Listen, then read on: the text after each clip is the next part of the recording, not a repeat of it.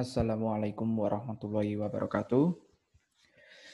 Ya, untuk hari ini kita akan membahas bab selanjutnya yaitu tentang limit dan kontinuitas. Oke, sebelum masuk ke kontinuitas, kita akan membahas terkait limit. Ya, di sini limit tidak jauh berbeda dari waktu SMA.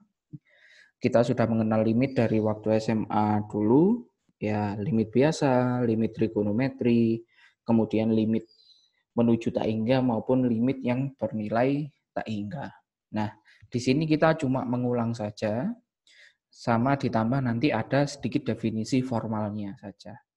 Oke, di sini yang pertama limit fungsi. Ya, kita mungkin dulu ada yang pernah dikenalkan dengan limit kiri dan limit kanan. Nah, di sini kita akan membahasnya lagi. Limit kiri.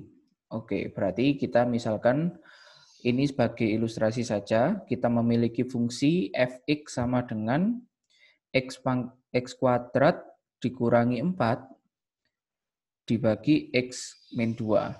Sehingga diperoleh kita bisa punya x kuadrat dikurangi 4, kita bisa pecah atau difaktorkan menjadi x dikurangi 2 dikali x ditambah 2 per 2. Nah, kemudian tinggal kita coret saja, hasilnya tinggal x plus 2.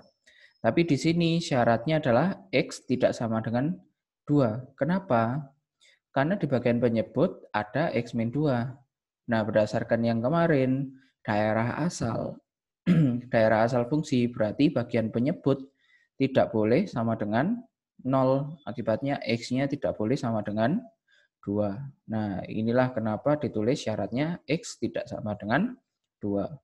Kemudian fungsi tersebut dapat ditulis menjadi fx sama dengan x tambah 2 untuk x-nya tidak sama dengan 2. Otomatis kalau misalkan x-nya sama dengan 2, fungsi ini tidak terdefinisi. Seperti itu. Nah, misalkan fungsi f terdefinisi pada domain interval buka 0 sampai 2. Oke, berarti 0 dan 2-nya tidak ikut. Kemudian beri nilai x mendekati 2 dari sebelah kiri. Nah, artinya di sini limit itu lebih ke kalau misalkan fungsinya tidak memiliki nilai di 2 seperti ini, kita bisa mendekati menggunakan limit. Kita bisa mencari nilainya saat mendekati 2, itu nilainya berapa, walaupun fungsinya tidak terdefinisi. Nah, itu canggihnya limit. Oke, nah di sini limit kiri artinya kita mendekati dari sebelah kiri. Nah, contohnya misalkan kita list, oke, x-nya di sini ini secara intuitifnya. X-nya mulai dari 1, 1,1, 1,2, 1,3, 1,4, dan seterusnya sampai mendekati 2. Oke. Nah, kemudian kita cek kalau X-nya 1, Fx-nya berarti 3. Karena 1 tambah 2 ya. 1 tambah 2, 3. 1,1 tambah 2, 3,1. Dan seterusnya. Dan ternyata nanti kalau misalkan X-nya mendekati 2, itu nilainya akan semakin mendekati 4. Seperti itu. Oke. Nah, kemudian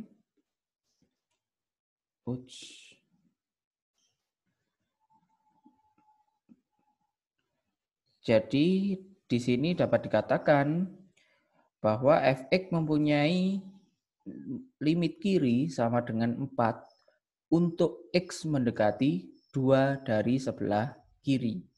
Dan ditulis sebagai, nah untuk limit kiri kita punya simbol bahwa limit x mendekati 2, nah di sini 2 pangkat negatif, artinya mendekati 2 dari kiri. Nah, fungsinya x kuadrat dikurangi 4 per x min 2, oke. Di sini sama dengan 4. Nah, bacanya yang ini tadi. Nah, fx mempunyai limit kiri sama dengan 4 untuk x mendekati 2 dari sebelah kiri. Nah, secara notasi seperti ini. Oke. Kita lanjut. Nah, ini kita akan coba secara secara formal ini nanti. Kalau itu tadi kan masih secara intuitif ya. Apa artinya limit itu seperti itu. Nah, di sini secara matematis kita akan memiliki fx tadi kan kita punya fx-nya sama dengan x plus 2, di mana x-nya tidak boleh sama dengan 2. Nah, fx plus 2 kalau digambarkan berarti kan merupakan garis lurus ini. Kita ambil 2 titik, kemudian kita hubungkan, kita peroleh grafiknya. Kemudian karena dia tidak terdefinisi saat x sama dengan 2, berarti ketika x sama dengan 2, F2 di sini tidak terdefinisi. Terdefinisi. Nah, karena tidak terdefinisi, berarti ketika X-nya 2, di sini lingkarannya putih harusnya. Nah, ini ada sedikit kesalahan. Ini enggak ada. Oke. Lingkaran putihnya pindah ke sini. Ketika X sama dengan 2, dia tidak terdefinisi. Nah, kemudian di sini kita akan memiliki epsilon ya. Untuk sembarang epsilon kita akan menemukan delta. Delta itu adalah jarak antara 2 dan 2 min delta seperti itu. Sehingga kita ambil X berapapun di antara 2 sampai 2 min delta ini, kita akan memiliki bahwa mutlak fx kurangi 4 itu kurang dari epsilon. Nah, artinya apa? Artinya ini ya butuh waktu untuk memahami yang ini ya. Jadi untuk setiap epsilon yang kita ambil, entah seberapa jaraknya antara epsilon dan 4 ini, nah kita bisa mencari delta sehingga untuk setiap X antara 2 min delta sampai 2, oke, misalkan X-nya di sini, seperti itu. Nah, Fx kan berarti ini ya, ini Fx-nya, nilainya. Nah, Fx ini jaraknya ke 4, oke, atau mutlaknya Fx dikurangi 4, itu akan kurang dari epsilon yang kita ambil tadi, berapapun. Nanti kalau misalkan epsilonnya kecil di sini, ini epsilonnya, berarti kita bisa ambil delta, ya kan, pilih delta sehingga misalkan segini deltanya. Oke. Ini 2 min delta. Kemudian berapapun X di antara 2 min delta sampai 2, misalkan di sini X-nya, berarti nanti nilai jaraknya Fx, ini berarti Fx gitu. Jaraknya Fx dengan 4 ini akan kurang dari epsilon ini tadi. Nah, kemudian pertanyaannya, epsilon itu apa? Delta itu apa? Ya, epsilon sama delta mereka berupa bilangan real. Terserah. Yang penting epsilon lebih besar dari 0 dan delta lebih dari 0. Alias mereka adalah bilangan positif. 0 boleh, tidak boleh. Nah, seperti itu. Ya. Kemudian dari idenya seperti ini, kita bisa peroleh, nah ini tadi ya, untuk sebarang epsilon lebih besar dari 0, dapat ditemukan delta lebih besar dari 0, sehingga untuk setiap X yang berada di antara 2 min delta sampai delta, berlaku mutlak Fx dikurangi 4 kurang dari epsilon. Oke. Nah, di sini kita akan peroleh definisi untuk limit kiri. Nah, definisi formalnya adalah seperti ini. Misalkan fx fungsi yang didefinisikan pada interval A sampai C, ya, interval buka ya. Maka L disebut limit kiri dari fx untuk X menuju atau mendekati C bila, nah oke, di sini untuk setiap epsilon lebih besar dari 0 yang sangat kecil, ya. Oke, ini adalah simbol terdapat. Oke, yang kayak gini, ini adalah untuk setiap. Kemudian kalau huruf E terbalik, ini adalah terdapat. Oke, untuk setiap epsilon positif yang sangat kecil, terdapat delta positif, sehingga untuk setiap X, di mana X-nya antara C min delta sampai delta, oke, C-nya siapa? C-nya adalah yang didekati ini tadi. Ya. Oke, berlaku mutlak Fx kurangi L itu selalu kurang dari epsilon. Nah, di sini untuk notasinya kita gunakan seperti tadi, limit X menuju C dari kiri, oke, untuk fungsinya Fx itu sama dengan L. Oke. Ya. Kita coba. Oh, masih nanti kita sekalian bahas limit kanan dulu. Oke, limit kanan sama saja. Kita misalkan fungsinya juga sama ya. Berarti fx sama dengan x kuadrat dikurangi 4 per x dikurangi 2. Kita bisa sederhanakan bentuknya menjadi x plus 2, di mana tapi syaratnya adalah x tidak boleh sama dengan 2. Kemudian limit kanan, berarti limit kanan kita akan mendekati dari kanan. Contohnya, kita misalkan F didefinisikan pada daerah asal atau domain interval buka 0 sampai 2. Kemudian beri nilai X mendekati 2 dari sebelah kanan. Ya, sama saja ya. Berarti secara intuitif kita akan mulai dari mungkin 3. Oke, 3, 2,9, 2,8, 2,7, 2,6, 2,5 dan seterusnya sampai mendekati 2. Oke.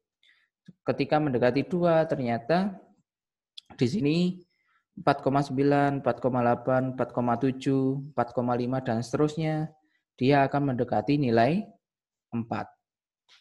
Oke. Artinya apa? Artinya nilai limitnya oke itu akan sama dengan 4 limit kanannya ya. Oke. Nah, dikatakan fungsi fx sama dengan x kuadrat kurangi 4 per x dikurangi 2 mempunyai limit kanan 4 untuk x mendekati 2 dan untuk x mendekati 2 dari kanan. Oke, di sini ya boleh dari kanan atau dituliskan limit kanannya saja. Boleh. Oke, ditulis. Nah, untuk pembedanya berarti di sini adalah penulisan di indeks limitnya. Limit X menuju 2 dari kanan. Dari kanannya diwakili dengan tanda plus di situ. Oke. Oke, kita lihat untuk definisinya. Secara idenya sama seperti tadi. Nah, di sini pembedanya cukup sederhana. Oke, misalkan fx fungsi yang didefinisikan pada interval buka A sampai C, maka L disebut limit kanan dari fx untuk x menuju C bila untuk setiap epsilon positif yang sangat kecil, sama ya, terdapat delta positif. Sehingga untuk setiap x di mana, nah kalau tadi limit kiri berarti mulai dari C min delta sampai C. Nah, kalau limit kanan kita kebalikannya. C sampai C plus delta. Perbedaannya di sini. Oke. Sehingga berlaku mutlak fx dikurangi L itu kurang dari epsilon. Nah, di sini penulisannya limit x menuju C dari kanan dari fx sama dengan L. Nah, itu adalah limit dari kiri dan dari kanan ya. Limit kiri dan limit kanan. Mendekatinya dari kiri dan dari kanan. Nah, sedangkan kalau fungsi limit X menuju C saja, tidak usah dari kiri, tidak usah dari kanan. Jadi di sini kita akan punya, berarti kalau limit X menuju C, ya kita harus mendekatinya dari kiri dan dari kanan. Logikanya seperti itu. Nah, makanya kita akan punya fungsi F fungsi ya, didefinisikan pada interval I. Oke, I di sini adalah interval. Oke, maka L disebut limit Fx untuk X menuju C, dengan C-nya itu anggota pada intervalnya. Maka untuk setiap epsilon positif yang sangat kecil, ada delta positif. Sehingga untuk setiap X, di mana berarti kita akan menggabungkan antara limit kiri dan limit kanan. Otomatis X-nya mulai dari C min delta sampai C plus delta. Nah, atau bisa kita tuliskan X dikurangi C mutlaknya antara 0 sampai delta. Oke. Sehingga berlaku mutlak Fx dikurangi L ini kurang dari epsilon. Nah, untuk penulisan limitnya seperti yang kita kenal waktu SMA. Limit X menuju C dari Fx sama dengan L. Oke. Kemudian di sini ada teorema. Teoremanya berbunyi limit X menuju C dari Fx sama dengan L jika dan hanya jika. Oke. Jika dan hanya jika limit X menuju C dari kanan untuk fungsi Fx ini sama dengan L dan sama dengan limit X menuju C dari kiri untuk fungsi Fx. Artinya apa? Artinya di sini bisa dituliskan bahwa limitnya ada, yaitu L, jika limit kanan dan limit kirinya sama. Oke. Dan mereka sama-sama bernilai L. Maka limitnya akan bernilai L juga. Oke.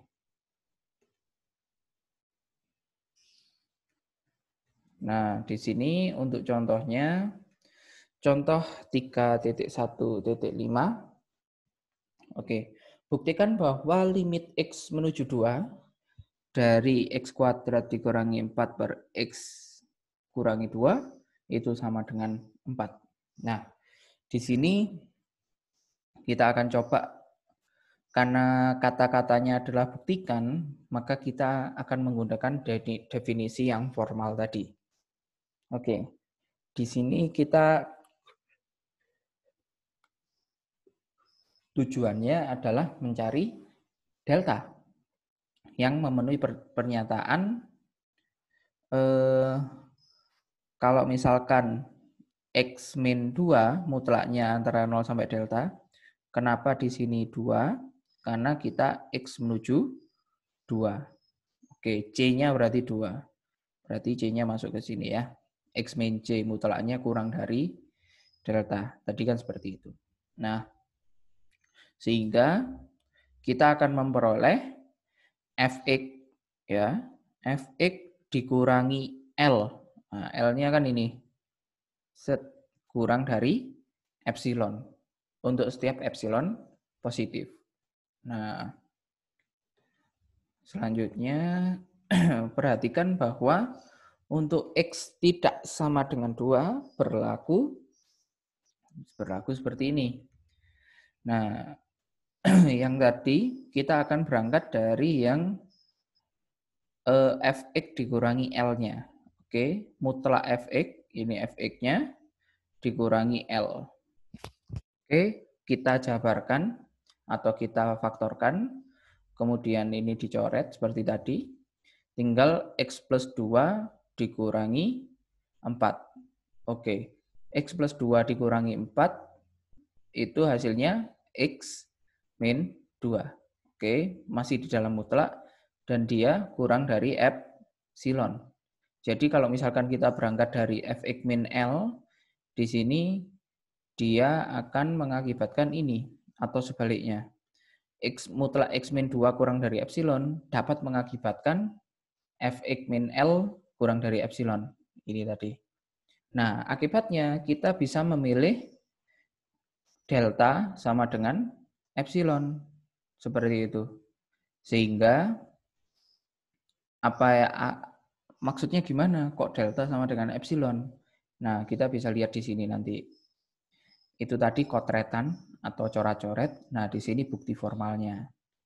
Ambil sebarang epsilon lebih besar dari 0. Oke, selalu ambil sebarang. Kemudian kita pilih deltanya sama dengan epsilon, seperti tadi ilustrasinya. Sehingga untuk setiap X yang berada di antara ini, yaitu mutlak X min 2 kurang dari delta, maka berlaku yang tadi ya, Fx dikurangi L ini, tapi belum ada kurang dari epsilonnya, kita hilangkan dulu.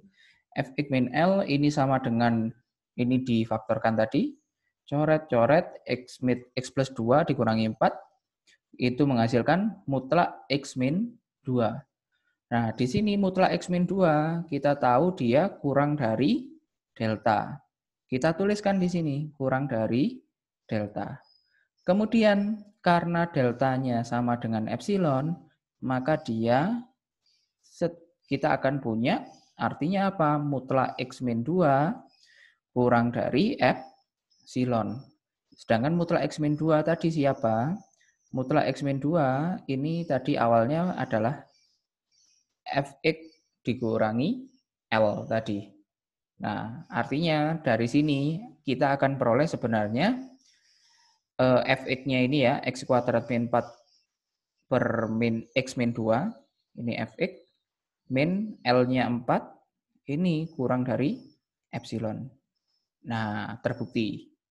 Dari sini sudah terbukti, karena tujuan akhirnya adalah yang ini. Oke.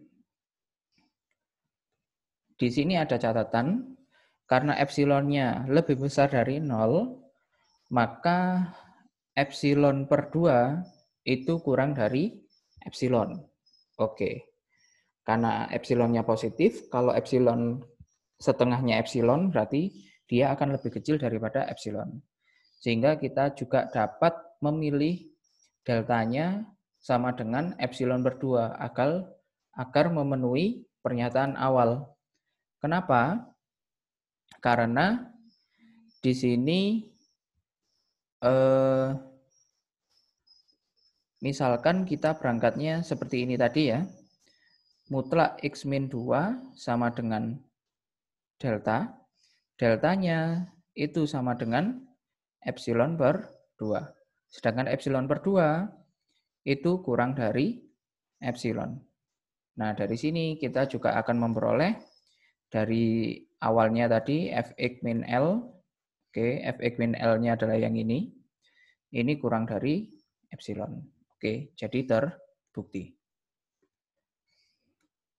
Selanjutnya, buktikan bahwa limit X menuju 1 dari 2X plus 1 sama dengan 3. Nah, di sini kalau misalkan kita lihat ya, tinggal X-nya dimasukkan ya, jadi 2 ditambah 1. Nah, untuk pembuktiannya bagaimana? Masih sama, kita coret-coret dulu ya. Tujuan kita adalah mencari delta positif yang memenuhi pernyataan bahwa ini, kalau mutlak X min 1 kurang dari delta, satunya dari mana? Dari sini ya, X min 1. Oke, mengakibatkan 2X plus 1 min 3. Oke, ini Fx dikurangi L, kurang dari epsilon. Nah, kita selalu berangkat dari sininya dulu untuk mempermudah. Oke, berarti mutlak 2X plus 1 min 3 kurang dari epsilon. Apa akibatnya? Akibatnya kita selesaikan yang di dalam mutlak ya. Berarti mutlak 2X min 2 kurang dari epsilon. Berarti mutlak 2 dikali X min 1. Oke. Jadi 2-nya dikeluarkan ya. 2 kali X min 1. Kemudian sifat dari nilai mutlak. Jadi mutlak A dikalikan B, ini sama dengan mutlak A dikali mutlak B. Nah, di sini kita peroleh 2-nya keluar. Oke, mutlak 2 dikali mutlak X min 1. Kemudian 2-nya pindah ruas ke sebelah kanan, jadi pembagian. Jadi mutlak X min 1 itu akan kurang dari epsilon per 2. Nah, akibatnya di sini kita akan pilih deltanya sama dengan yang di sini. Pengennya seperti itu. Oke, jadi delta sama dengan epsilon per 2. Oke, kita tulis bukti formalnya. Oke, ambil sebarang epsilon positif. Kemudian pilih delta sama dengan epsilon per 2, seperti yang sudah kita coret-coret tadi. Sehingga untuk setiap X, di mana X mutlak X min 1 kurang dari delta, oke, berlaku Fx min L mutlaknya, berarti sama dengan mutlak 2X plus 1 dikurangi 3. Ini sama dengan mutlak 2X dikurangi 2. Kemudian caranya serupa dengan yang tadi. 2-nya dikeluarkan, oke, kemudian mutlak 2 dikalikan mutlak X min 1.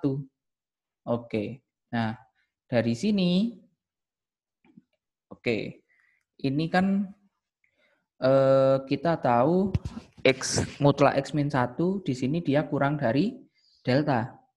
Berarti ini akan kurang dari 2-nya tetap, 2 yang depan. Kemudian karena mutlak X min 1 kurang dari delta, berarti ini diganti delta. Dan tandanya jadi kurang dari. Makanya di sini kita peroleh dia kurang dari 2 delta. Kemudian deltanya kita substitusikan ini epsilon per 2. Jadi karena dia kurang dari 2 delta dan deltanya sama dengan epsilon per 2, kita ganti coret-coret berarti dia sama dengan epsilon. Oke, dari sini kita akan peroleh bahwa mutlak Fx min L akan kurang dari epsilon. Oke, jadi terbukti bahwa limit X menuju 1 dari 2X plus 1 itu sama dengan 3. Ya, kemudian ini contoh yang lain juga. Buktikan bahwa limit X menuju 4 dari akar X min 2 sama dengan akar 2. Oke. Jadi masih sama ya. Caranya kita akan mencari delta positif. Nah, yang memenuhi pernyataan ini. Jadi mutlak X min 4. Oke. Kenapa 4? Karena kita ambil dari X menuju 4. Berarti kita di sini mutlak X min 4. Kurang dari delta. Sehingga kita akan peroleh mutlak Fx min L. Oke, Fx-nya adalah akar X min 2, L-nya adalah akar 2. Oke, kurang dari epsilon. Kemudian kita berangkat dari yang ruas kanan. Oke. Mutlak akar X min 2 dikurangi akar 2. Oke, ini kurang dari epsilon. Nah, kita di sini akan menyederhanakan yang di dalam mutlaknya. Nah, kalau misalkan akar dikurangi akar seperti ini, berarti caranya adalah kita kalikan dengan sekawannya. Berarti nanti yang di dalam mutlak akan dikali dengan ini, sekawannya adalah yang ini. Ya, akar X min 2 ditambah akar 2 dibagi akar X min 2 ditambah akar 2. Oke, kemudian yang bagian penyebut jadinya kita akan punya akar X min 2 kuadrat dikurangi akar 2 kuadrat. Nah, dari sini kita akan punya X min 2 dikurangi 2. Sehingga kita akan punya X min 4. Oke, disinilah kenapa ketemu X min 4. Oke, jadi mutlak X min 4 per akar X min 2 ditambah akar 2. Nah, terus gimana? Kok bentuknya belum sama dengan yang ini? Kalau tadi kan sudah sama. Kan enak, tinggal ya mungkin ambil delta sama dengan epsilon atau epsilon per 2 tadi. Kalau ini kok beda? Nah, berarti kita lihat karena akar X min 2 itu lebih besar sama dengan 0, oke. Nilai dari akar itu selalu kalau tidak positif ya dia 0. Oke, maka kita akan punya di sini bahwa mutlak X min 4 dibagi akar X min 2 plus akar 2, dia kurang dari sama dengan akar mutlak X min 4 per akar 2. Kenapa? Karena bagian penyebutnya di sini sebagai contoh ya. Kalau misalkan contoh yang paling sederhana, X min 4 nilainya 1 misalkan. Kemudian ditambah akar 2 gitu ya. Jangan akar 2 deh. Nanti gak jadi bayangin. Misalkan 2 aja. Kemudian akar X min 2 nilainya 2. Kayak gitu. Oh 3 aja. 3. Dia hubungannya bagaimana dengan 1 per 2 saja. Oke. Dia pasti seperti ini. Karena kalau penyebutnya semakin besar, maka nilainya akan semakin kecil. Nah, di sini kan penyebutnya dia selalu lebih besar sama dengan 0. Otomatis dia akan selalu lebih besar.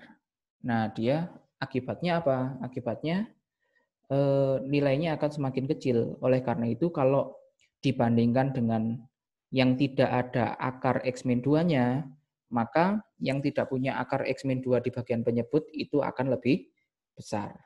Oke, dari sini manipulasinya seperti itu, jadi sehingga cukup disyaratkan bahwa ini. Nah, kayak gitu. Kurang dari epsilon. Otomatis akar 2-nya bisa pindah ruas ke kanan menjadi kali.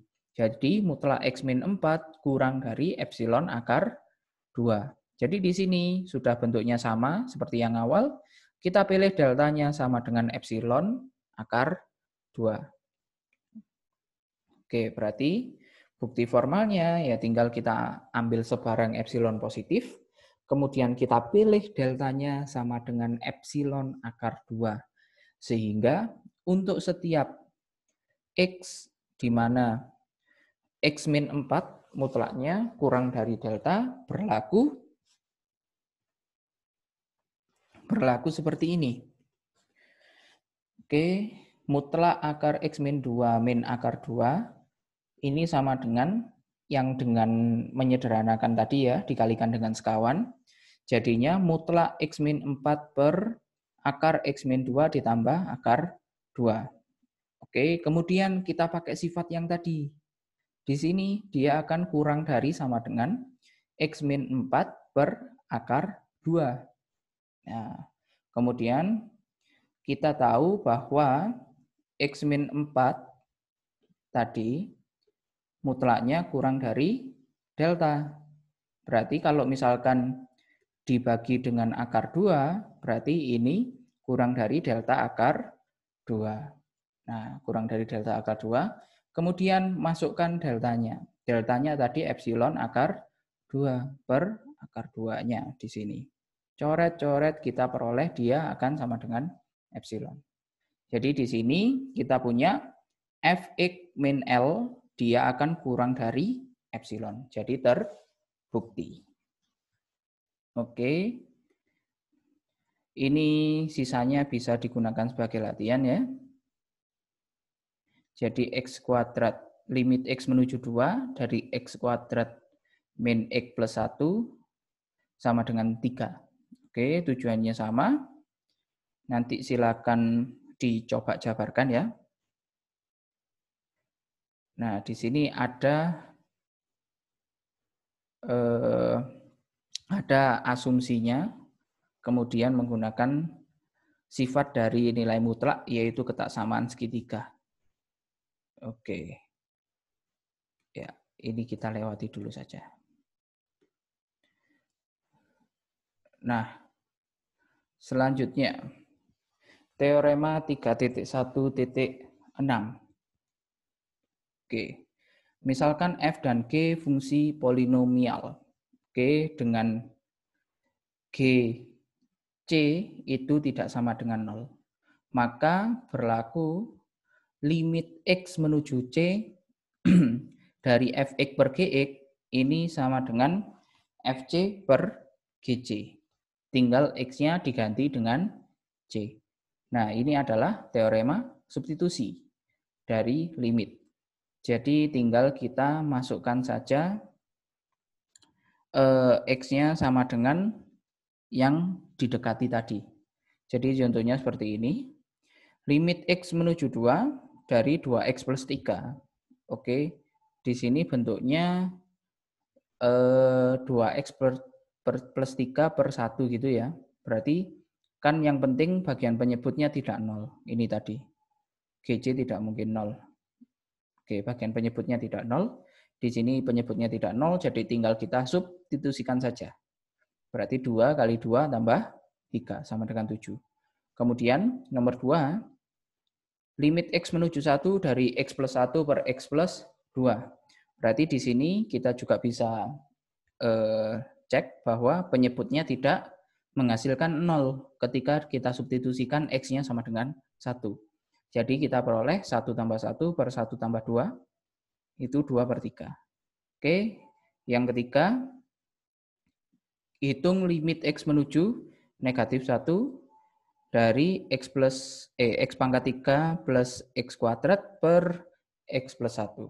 Oke, kita cek di sini kalau misalkan penyebutnya dimasukkan min 1, min 1 tambah 1, dia hasilnya 0. Jadi penyebutnya 0. Kita belum bisa langsung mensubstitusikannya.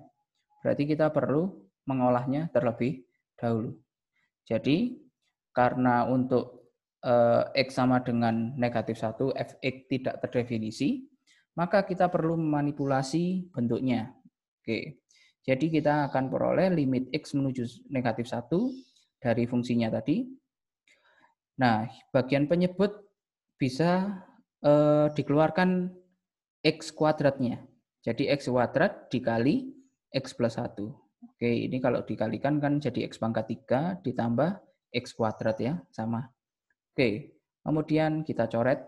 Nah, jadinya tinggal limit x menuju negatif 1 dari x kuadrat. Oke, jadi kalau sudah bentuknya seperti ini, barulah kita substitusikan. Sehingga kita akan peroleh negatif 1 kuadrat, dia sama dengan 1. Oke, dari sini kita punya catatan. Fungsi pada nomor 3 ini memang tidak terdefinisi saat x sama dengan negatif 1. Namun kita bisa menghitung limitnya ketika x-nya menuju negatif 1. Sehingga kita peroleh fx menuju nilai 1 saat x menuju negatif 1. Oke. Nah, artinya di sini apa? Limit fx-nya bernilai 1 saat x menuju negatif 1 bukan berarti bahwa f min 1 itu sama dengan 1. Itu sudah beda.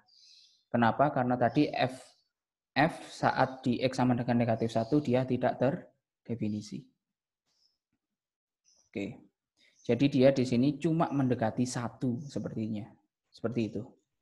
Oke, di sini ada beberapa sifat dari limitnya ya.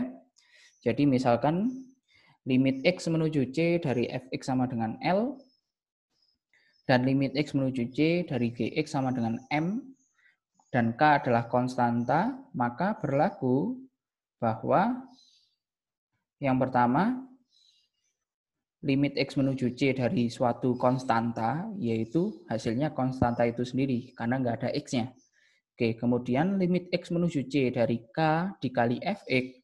Oke, Berarti K-nya di sini boleh keluar dari limit karena tidak punya X. Oke, berarti K dikali limit Fx. Oke, kemudian limit Fx ditambah atau dikurangi Gx. Oke, karena limit X menuju Y dari Fx itu L, dan limit X menuju Gx itu adalah M, berarti di sini hasilnya nanti L plus M atau L dikurangi M, tergantung tandanya di sini. Kalau dikurangi ya di sini dikurangi, kalau ditambah ya di sini ditambah. Oke, begitu pula dengan perkalian. Limit Fx dikalikan Gx berarti dia akan sama dengan L dikalikan M. Kemudian pembagian juga sama. Limit Fx dikurangi Gx dia akan sama dengan L dibagi dengan M. Tapi syaratnya M-nya tidak boleh sama dengan 0. Alias limit X menuju C dari Gx dia tidak boleh sama dengan 0. Oke, selanjutnya limit Fx pangkat N. Oke, berarti dia limitnya boleh masuk. Nah, jadi tidak perlu Fx pangkat N kita hitung terlebih dahulu, baru kita masukkan X menuju C, tapi bisa juga limitnya langsung masuk. Jadi limit X menuju C dari Fx itu L, jadi hasilnya L pangkat N, seperti itu. Kemudian sama halnya dengan akar. Jadi kalau akar limitnya bisa masuk ke dalam akar, kemudian kita hitung nilai limit X menuju C dari Fx, baru kita akarkan. Seperti itu. Oke. Dengan limit X menuju dari Fx lebih besar dari 0. Kenapa lebih besar dari 0? Akar terdefinisi di dalam akar. Oke. Contohnya di sini limit X menuju 3 dari 2X pangkat 4. Jadi di sini kalau menggunakan sifat pertama, koefisien atau konstannya pindah ke depan. Oke. Kemudian kan X pangkat 4 berarti kita bisa limitnya masuk ke dalam belum pangkatnya ya. Jadi limit X menuju 3 dari X pangkat 4. Oke, kita hitung yang ini dulu. Jadi kita punya 3, baru dipangkatkan 4, jadi 81. 81 baru dikalikan 2, jadi 162. Nah, kemudian limit X menuju 4 dari 3X kuadrat dikurangi 2X. Berarti di sini kita gunakan sifat nomor 3 tadi ya. Jadi ini pengurangan bisa dipecah ya kan. Kemudian masing-masing konstantanya pindah ke depan. Oke, jadi 3 limit X menuju 4 dari X kuadrat dan 2 kali limit X. Nah, kemudian limitnya masuk ke pangkatnya. Oke, barulah kita kerjakan. Jadi 4 kuadrat itu berarti 16. 16 dikalikan 3, 48. 48 dikurangi 8, hasilnya 40. Oke. Selanjutnya di sini limit X menuju 4 dari akar X kuadrat plus 9. Berarti O per X ya. Oke, dari sini kita pakai kalau pembagian berarti limitnya masuk ya. Jadi di atas dan ada yang di bawah. Oke, kemudian yang di bagian pembilang di sini limitnya bisa masuk akar ya. Limitnya bisa masuk akar. Kemudian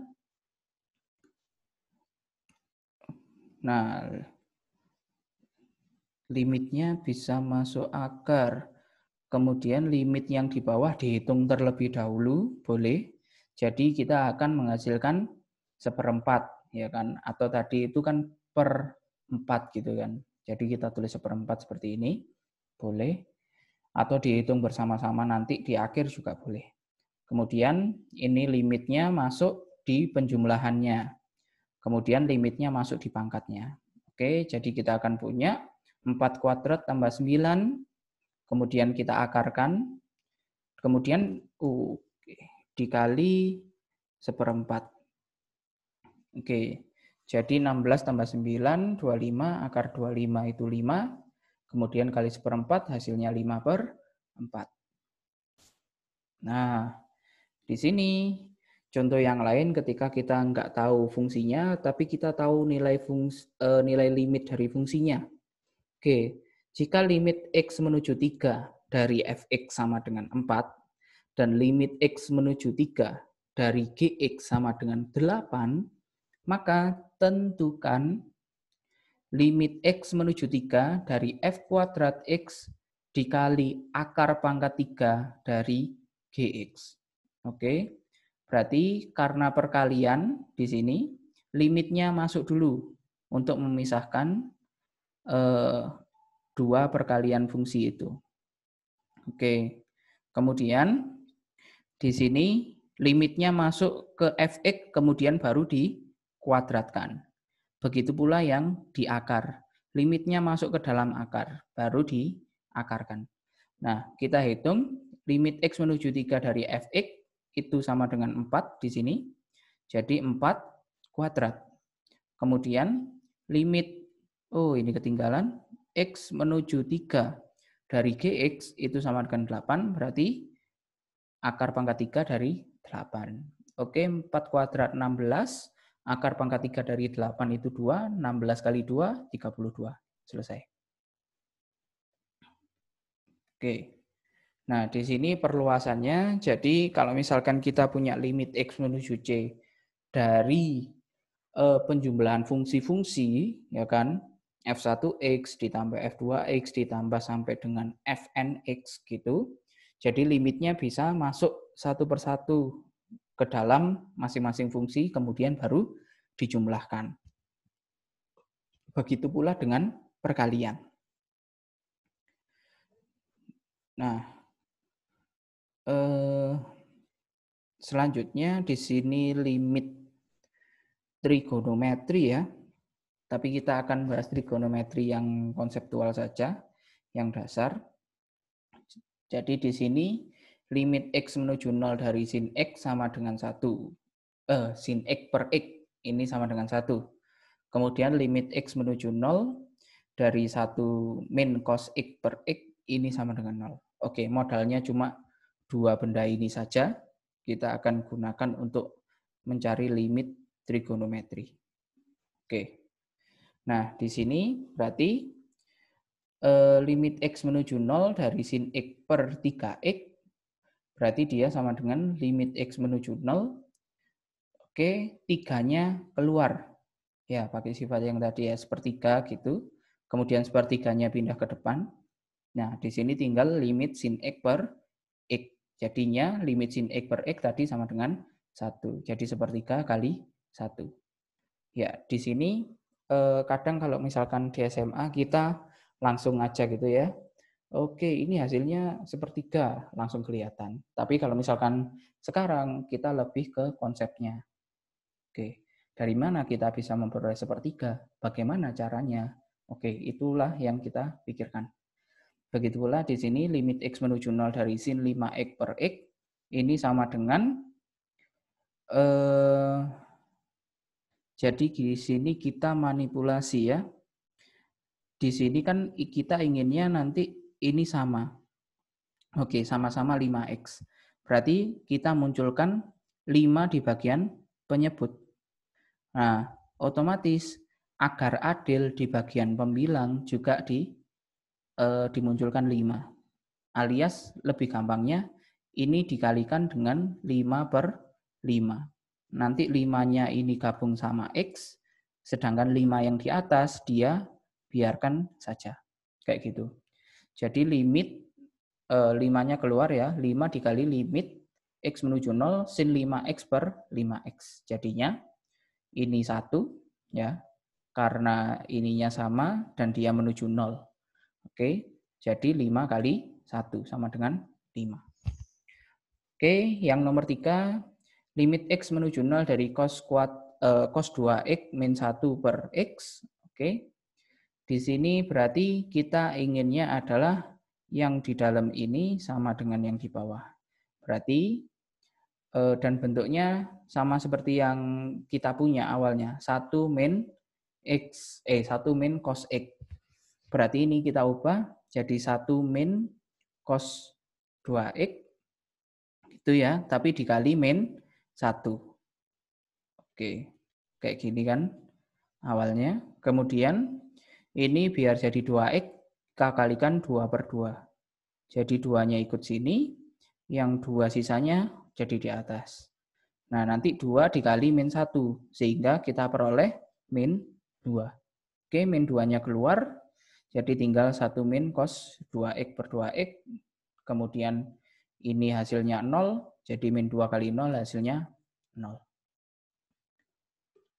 Oke, untuk hari ini cukup itu dulu, silakan dipahami. Nanti kita akan perjelas ketika latihan soal ya.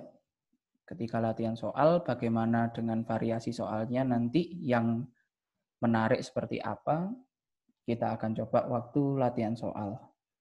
Dan minggu depan kita akan bahas terkait limit menuju tak hingga dan limit bernilai tak hingga.